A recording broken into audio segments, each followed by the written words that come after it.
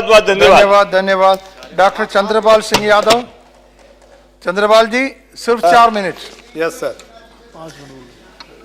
माननीय उपसभापति जी, पिछले दिनों जो बेमौसम बरसात हुई उसके कारण पूरे देश में गेहूं, तिलहन, दलहन, गन्ना, आलू जैसी फसलें पूरी तरीके से नष्ट हो गईं।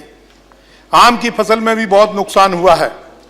माननीय उपसभापति जी, इस बेमौसम बरसात में सबसे ज्यादा नुकसान उत्तर प्रदेश के किसानों का हुआ है। किसान पूरी तरीके से खेती पर निर्भर है। अगर किसान की फसल अच्छी होगी, उसी पर उसकी जवान बेटी के हाथ पीले होना है, उसी से बूढ़े बाप की दवा का इंतजाम होना है, उसी से उसके बेटे की पढ़ाई का भी इंतजाम पूरी तरीके से होना है। इस वर्ष मौसम का कुछ ऐसा मिजाज था कि फसलें अच्छी दिखाई दे रही थी, किसान बहुत प्रसन्न था। लेकिन इस बेमौसम बरसात ने किसानों को जिस तरीके से बर्बाद किया है, मैं समझता हूं किसान आज ऐसे लोग हैं जिनके घरों में 2 दिन से खाना तक नहीं बन रहा है, लोग रोने के लिए मजबूर हैं। श्रीमान, आज किसानों की पूंजी दिन प्रतिदिन कम होती चली जा रही है, किसान कर्ज में फंसता चला जा रहा है। और यही कारण है हमारे तमाम माननीय सदस्यों ने जिस पर चिंता व्यक्त की कि लाखों लोग आज आत्महत्या करने के लिए मजबूर हो रहे हैं।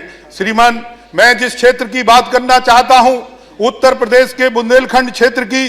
बुंदेलखंड क्षेत्र में एक और जहां सूखे के कारण बुआई नहीं हो पाती, मैं समझता हूं कि आधी से ज्यादा खेती जो है पानी के अभाव में बोई नहीं जा सकती। और इसके बाद बेमौसम बरसात में बाकी जो फसल थी पूरी तरीके से लोगों की नष्ट हो गई है। आज हम आपसे इस सदन के माध्यम से सरकार से यह निवेदन करना चाहते हैं कि ऐसे क्षेत्रों में जिनको कल माननीय प्रधानमंत्री जी ने भी अपने भाषण के दौरान कहा है कि इन पिछड़े हुए क्षेत्रों को अलग से मदद करने का काम किया जाएगा, मैं आपसे निवेदन करना चाहता हूं कि ऐसे क्षेत्र के किसानों को सुविधा प्रदान की जाए। मान्यवर, जो किसान कर्जा लेता है, जो किसान क्रेडिट कार्ड बनता है, क्रेडिट कार्ड बनते ही जो बीमा कंपनियां होती हैं उसका प्रीमियम ले लिया करती हैं। और प्रीमियम लेने के बाद, अब पहले तो कई प्राइवेट सरकारी कंपनियां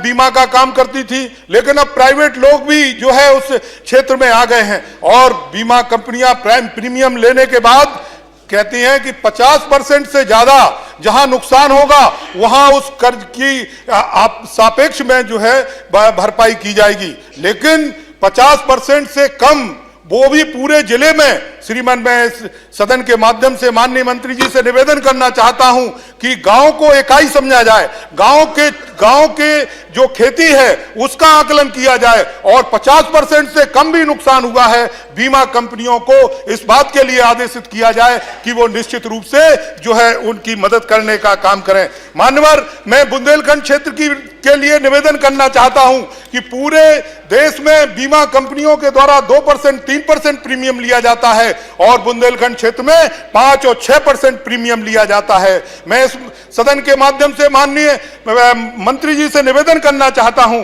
कि महंगाई बहुत बढ़ गई है, कृषि पर लागत दिन प्रतिदिन बढ़ती चली जा रही है, मुआवजा की राशि भी बढ़ाना चाहिए, वसूली पूरी तरीके से स्थगित करना चाहिए, स्थगित अकेली नहीं बल्कि उनके ब्याज की माफी करना चाहिए, नहीं तो चक्रवृद्धि ब्याज लगा करके अगले साल किसान कर्जे में पूरी तरीके से फंस जाएगा। और श्रीमान, मैं माननीय मंत्री जी से निवेदन करना चाहता हूं कि बरसात को दैवीय आपदा के रूप में नहीं रखा गया है। आप कहते हैं ओला पड़ जाएगा, सूखा पड़ जाएगा, आप कहते हैं तूफान आ जाएगा, वो दैवीय आपदा मानी जाएगी।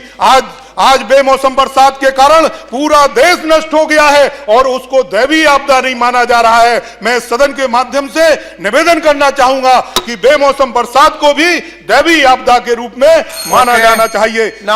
और मैं आज आपसे निवेदन करना चाहता हूं कि किसान को सामाजिक सुरक्षा प्रदान करना बहुत जरूरी है। आपको इस सदन में इस बात की घोषणा करना चाहिए हमारे देश के प्रधानमंत्री जी को कि 60 साल होने के बाद, जैसे कर्मचारी रिटायर हो जाता है, अधिकारी रिटायर हो जाता है, 60 साल के बाद किसान को निश्चित पेंशन सुनिश्चित करना चाहिए, जिससे किसान को कम से कम सामाजिक सुरक्षा मिल सके और किसान जो है उससे उसको लाभ उठा सके। चंद्रपाल जी धन्यवाद, समाप्त कीजिए, धन्यवाद, समाप्त कीजिए।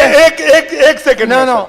मैं आपसे सदन के माध्यम से निवेदन करना चाहता हूं, किसानों को कुछ वैकल्पिक व्यवसाय के लिए भी प्रबंध होना चाहिए, जैसे डेयरी है, खाद्य प्रसंस्करण है, तमाम चीजों पर किसानों को प्रोत्साहित करके कि बाई चांस फसल अगर नष्ट हो जाए तो किसानों को जो है राहत मिल सकती है। धन्यवाद श्रीमान जी, मैं आपके सदन के माध्यम से निवेदन करना चाहूंगा कि उत्तर प्रदेश की सरकार ने सहायता प्रदान की है, लेकिन हम केंद्र सरकार से ये निवेदन करना चाहते हैं कि कम से कम 10,000 करोड़ रुपए उत्तर प्रदेश की सरकार को सहायता के लिए उपलब्ध कराने की कृपा करें। बैठिए।